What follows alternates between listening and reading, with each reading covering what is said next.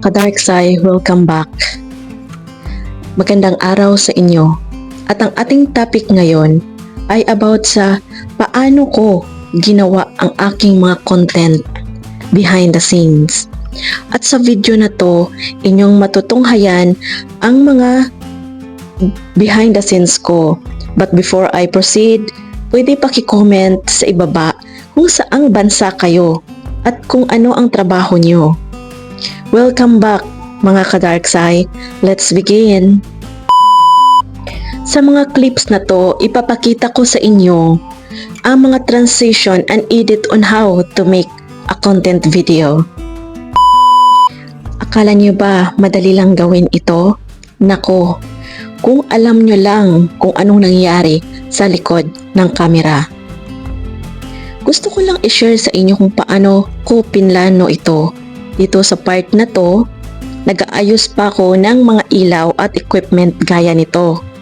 At medyo natagalan kasi laging nagluloko tong ring light na to, tripod at ang mic.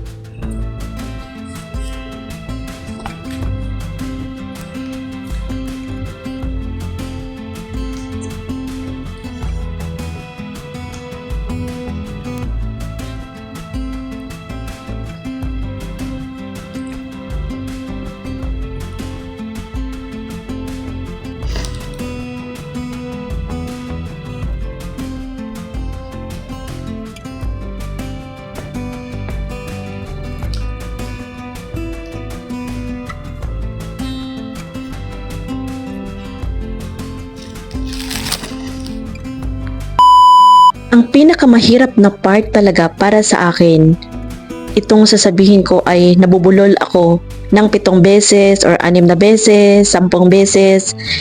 Dito ang hirap makuha ng tamang anggulo ng mukha ko. Tingnan nyo to, oh, di ba?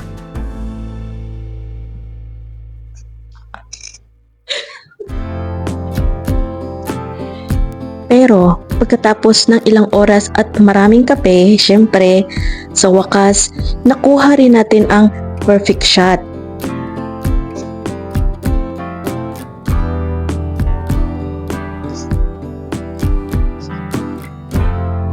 Ayan, panoorin nyo.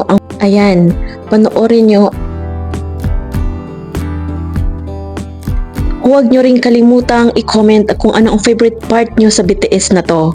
Kita-kits at salamat sa panonood. Bye-bye!